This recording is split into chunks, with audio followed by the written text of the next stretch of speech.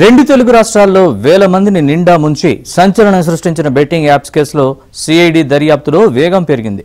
Hyderabad Cyberabad commissionerate పరిధిలో 29 మంది సినీ నటులు, వివిధ రంగాలకు చెందిన ప్రముఖులపై నమోదైన కేసుల ఆధారంగా సిట్ అధికారులు దర్యాప్తు చేపట్టారు. తాజాగా సిట్ అధికారులు నటి నిధి అగర్వాల్, యాంకర్ శ్రీముఖి, ఇన్ఫ్లుయెన్సర్ అమృత చౌదరి విచారణకు హాజరయ్యారు.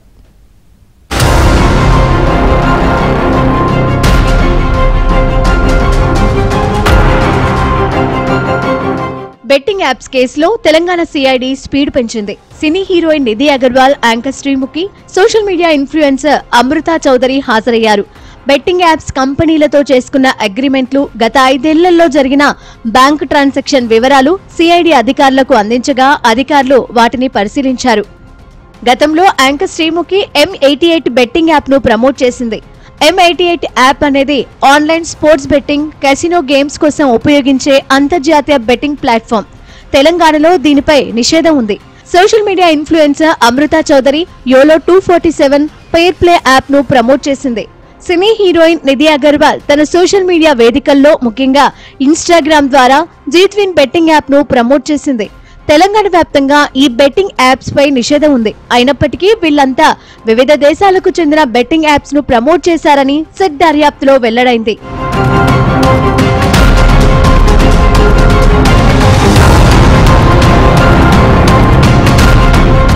శ్రీముఖి బెట్టింగ్ యాప్స్ ను ప్రమోట్ చేయడంపై గతంలో సోషల్ మీడియా వేదికగా ఓ వీడియోను విడుదల చేసింది. తాను ఓ షోలో షూట్ లో ఉన్నప్పుడు తన వ్యక్తిగత సిబ్బందికి ఓ మహిళ కాల్ చేసి ఓ యాప్ ను ప్రమోట్ చేయాలని, అందుకుగాను పారితోషికం చెల్లిస్తామని ఓ స్క్రిప్ట్ ను ఆన్లైన్ లో పంపినట్లు తెలిపారు.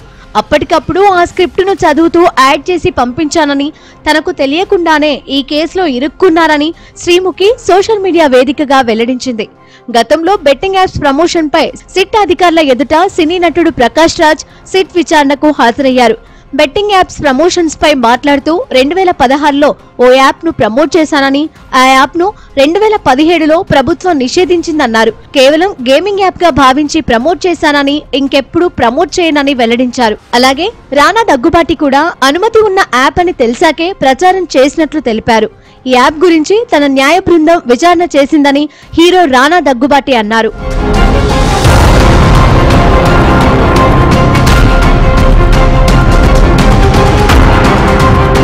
ఈ కేసులో మనీ లాండరింగ్ జరిగిందని ఈడీ అనుమానిస్తోంది. అక్రమంగా సంపాదించిన కోట్ల రూపాయలను సినీ ప్రముఖులు, సెలబ్రిటీలు హవాలా మార్గాల ద్వారా, నకిలీ ఖాతాల ద్వారా దేశం లోపల బయటకు తరలించినట్లు ఈడీ భావిస్తోంది. ఇప్పటికే ఈసీఐఆర్ నమోదు చేసిన ఈడీ నటులు విజయ్ దేవరకొండ, రానా దగ్గుబాటి, ప్రకాష్ రాజ్, మంచు లక్ష్మి, నిధి అగర్వాల్, ప్రణీత సుభాష్ ను వేరువేరుగా విచారించింది.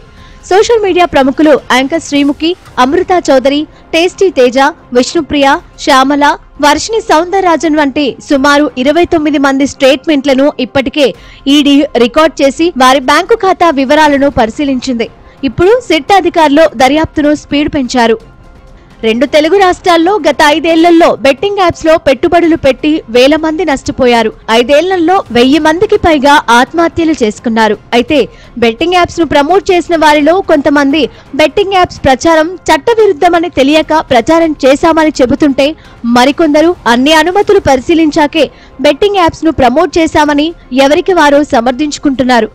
మొత్తంగా సినీ నటులు, బుల్లితెర ప్రముఖులు, సోషల్ మీడియా ఇన్ఫ్లుయెన్సర్లు ఎవరు ఏ రంగంలో ఉన్నా బెట్టింగ్ యాప్స్ ను ప్రమోట్ చేసే విషయంలో ఆలోచించాల్సిందే. లేదంటే కేసులలో చిక్కుకొని ఇబ్బందులకు గురవ్వక తప్పదు.